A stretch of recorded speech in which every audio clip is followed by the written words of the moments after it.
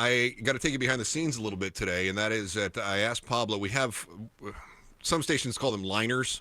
We call them buzzes.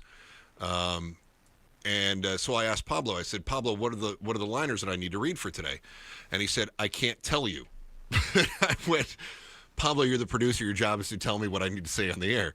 And he said, no, it's been embargoed. I don't have access to it. I have no idea what it is. Well, he says, okay, embargo's lifted. Well, what happened was we found out who's performing at the Innings Festival. And that was heretofore unreleased. Now it's been released. And get this now, we're giving you a chance to experience the Innings Festival. You're going to rock out to performances by Blink-182, 21 Pilots, Mumford & Sons, Cage the Elephant, and many more when Innings hits Tempe February 20th through the 22nd. Tickets go on sale on Friday, but you can win a pair now if you go to the KTAR contest page at KTAR.com. Pablo was confused. He didn't know who any of them were. That's not true. I love Mumford & Sons. I know Public Enema. No, that's not it. That's when you get to be my age. That's hopefully not public, but you never. That's what Katie Couric did, isn't it? Yes, yeah. Exactly. Yeah. No, I love that. So then I started singing for him. Oh, there you go. 21. Oh, I like that. They're good. Oh, this is good. Oh, more. Oh, it's so good. This big boy? Oh, I love this. So good. That is so good. More. All right. That was the Goo Goo Dolls. That's what that was. That was not Goo Goo Dolls. Mumford & Sons. I like them. I like them a lot. So the dad and the son still play together? Well, either that or it's Mumford and somebody else's kids. Maybe it's a step. Maybe it's a Oh. step band situation. So it's Latino band. It's Mumford and somebody's kids. Mumford and Hijos. Very good. Very good. All right. Steve and I have been talking about the dark money, and at the center of the dark money debate was APS. And that's why in 2022 we passed a proposition that said you can't do the dark money thing anymore. You can't go funneling massive donations to politicians through nonprofits, through political action committees, and into the campaigns of politicians who are likely to regulate the very company that you're making the donation to. So, as much as I love to pick on APS, APS is my power provider right now, and it's Joe's power provider. Steve, I don't think we've disclosed your... I am APS as well. You have APS at the compound. Okay, good. So I did have SRP when I was living in Mesa, and I loved SRP. SRP was great. I was covering everything that was going on with APS, and I just thought, thank God I have SRP. Well, SRP is a co-op, which means that we, the ratepayers, are the owners of it. Think of it, it's not a perfect parallel, but think of it like a bank versus a credit union, right? The bank answers to the board, they answer to shareholders. The credit union answers to you who have a savings account, okay? So SRP, their board election, according to, hold on, who had the story here? Axios did it. The board has become a battleground for the conservative activist group Turning Point Action. This is the PAC for Turning Point USA. Turning Point Action is a major force in MAGA politics. They plan to support district and association candidates in the April 2026 SRP election. And so they say they have to try to stop the woke power. I'm paraphrasing, but their idea here is to make sure that no one gets elected to the board who favors any sort of renewable energies, which struck me as very strange. A business-backed group called Arizonans for Responsible Growth is going to work to elect candidates who understand how important utilities are to keep things moving economically. That group and Turning Point Action are both allies in this race.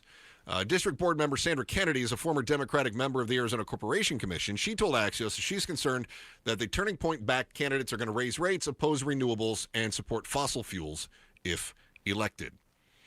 As a ratepayer, I care where my power comes from, right? I don't want to add more smog to the environment. But also, let's be completely transparent here. I'm not going to pay you $1,000 a month.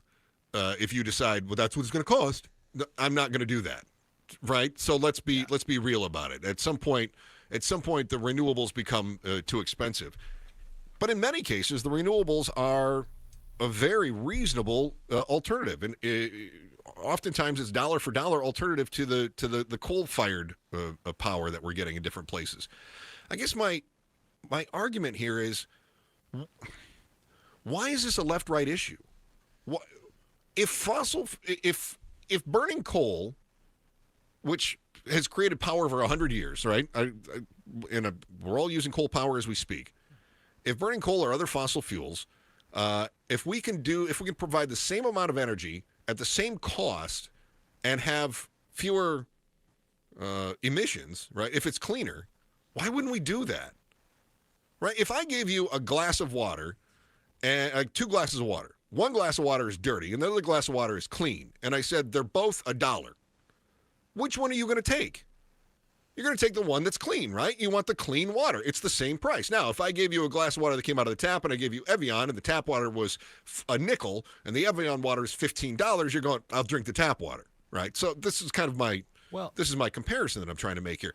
Why is it like, well, I vote with the Democrats, so I have to have this glass of water. Well, I vote with the Republicans, so I have to have this glass of water.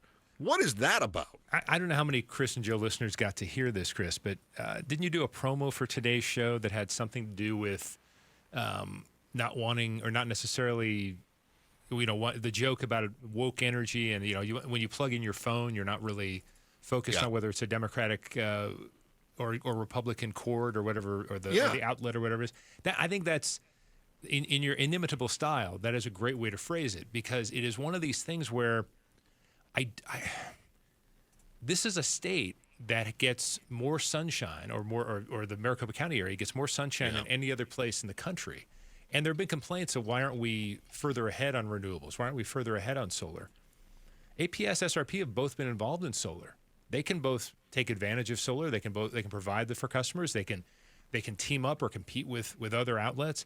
So I don't think this is SRP driven. I think it is driven by the political action committees, as you mentioned, with Turning Point. And it's troubling to me because we're in a situation where everything is political.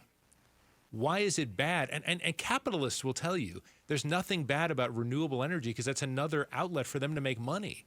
So I'm not sure why the fact that we want more renewable energy, or at least I think a majority of the state does want, at least to some extent. Maybe they don't want it has to be 25%, but they want more of it available to them.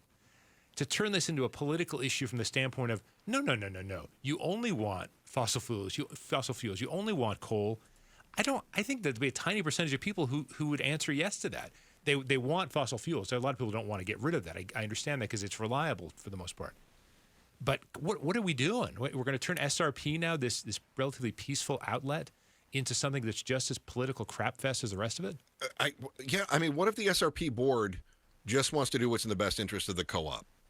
What if it's not left-right? What if not everything is political? What if it's just, okay, what can we do that is in the best interest of our customers?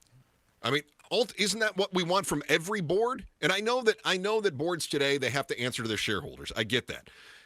In the case of a co-op, I'm the shareholder.